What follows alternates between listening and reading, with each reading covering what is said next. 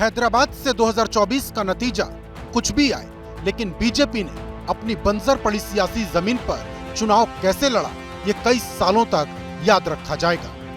माधवी लता की पतंगबाजी वाली ये तस्वीरें भले पुरानी हैं, लेकिन फिलहाल 13 मई तक ये तस्वीर पूरे हैदराबाद में चर्चा का विषय बनी रहेगी। कभी माधवी लता ओवैसी की नकल करते हुए पतंगबाजी करती हैं, तो कभी काल्पनिक तौर पर धनुष चलाती हुई नजर आती हैं और भाषण ऐसे जो सीधे ओवैसी के दिल तक चोट पहुंचाते हैं। एक रिलीजियस स्ट्रक्चर के सामने इस तरह का प्रोवोकेटिव और क्या मैसेज दिया जा रहा है हैदराबाद के लिए कि बीजेपी आरएसएस हैदराबाद के अमन को खराब करेगी, पीस को खराब करेगी। हम ओल्ड सिटी में हर भाई और बहनों का पसमंदे अपसमंदी के लोगों का अपना दुख निवारण के लिए ये जो है हम उस दिन रामचंद्र जी से प्रार्थना कर रहे थे। अब यहाँ पे मस्जिद कहाँ आया बताओ आप। असदुद्दीन जी ना माहिर हो गए, भड़काऊ स्पीच ही दे रहे थे अब तक, और भड़काऊ वीडियोस भी बनवाने लग गए लोगों से।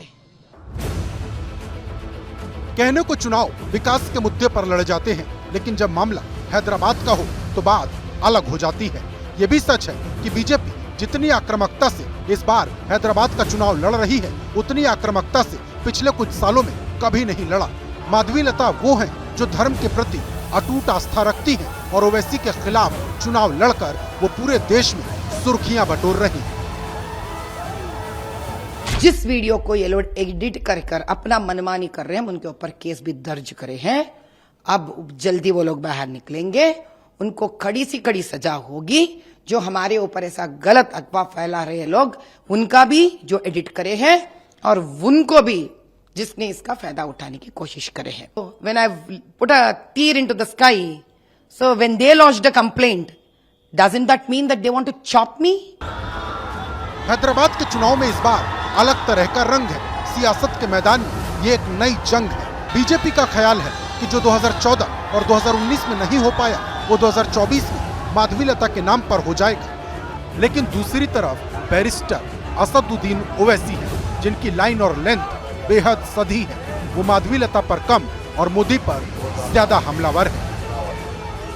जब हम दौरा कर रहे थे सुबह में, हमारी एक पर्दापोश, हमारी एक खातून ने, हमारी बहन या बेटी ने कहा कि मैं आपको वोट इसलिए दे रही हूं कि आप मोदी को हटाना। मोदी को हटा दो, बस की बात, आप वोट डाल दो, सब बढ़िया चलता है। बस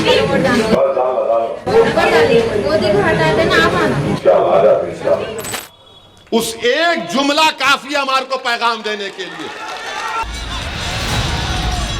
हैदराबाद में मुस्लिम आबादी 65% के करीब है। ऐसे में साफ है कि माधवी लता का रास्ता पिछले चुनावों में हैदराबाद से ताल ठोकने वाले बीजेपी प्रत्याशियों जितना ही मुश्किल है। लेकिन एक पहलू ये भी है कि माधवी लता के सहारे बीजेपी को हैदराबाद में भले बहुत ज्यादा हासिल ना हो, लेकिन देश की दूसरी लोकसभा सीटों तक इसका असर पैदा करने की कोशिश जरूर है।